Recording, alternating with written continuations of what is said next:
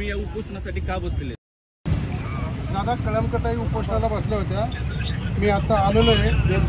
2 महिन्यापासून पाण्याचा इथे प्रॉब्लेम आहे. टँकर माफियांचं त्यांच्याशी त्यांना उपोषण सोडायचे सगळ्या महिला आहे. तुमच्याशी बोलू इच्छितो दादा.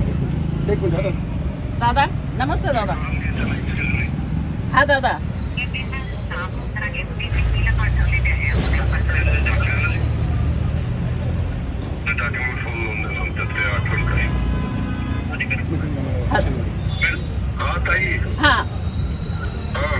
हा म्हटलं दादा उपोषणाला आहे ना सगळ्या महिला बसलेल्या आहेत आणि गेले 4 महिन्यापासून मी तुम्हाला निवेदन पण दिलं होतं दादा मुंबईला, पण काही पाण्यात आता कालपर्यंत अधिवेशनात होतो.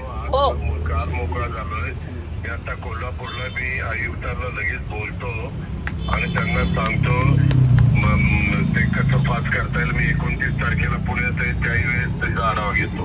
बरं बरं मीटिंग लावली ना तर बरं होईल दादा. 29 तारखेला मी पुण्यात आहे, परंतु ते सुट्टीचा दिवस आहे. मी या सुट्ट्या संपल्या की मीटिंग पण लावतो, माझा शब्द आहे. ठीक आहे. ओके दादा. थँक्यू दादा. Okay thank you.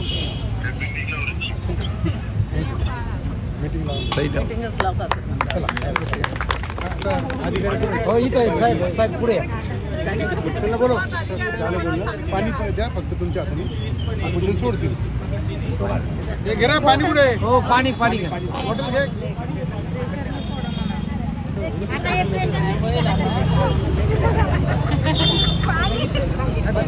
बरं का मी पाणी पिते पण यांना पण पोटभर मिळालं पाहिजे बरं का. हो जरा प्रेशर आता पण सोडा तुम्ही. म्हणजे दादांचा फोन नसता आला ना तर मी उपोषण सोडणार नव्हते. उद्यापासून पाणी पण आता दादांचा फोन आला म्हणून मी उपोषण सोडले.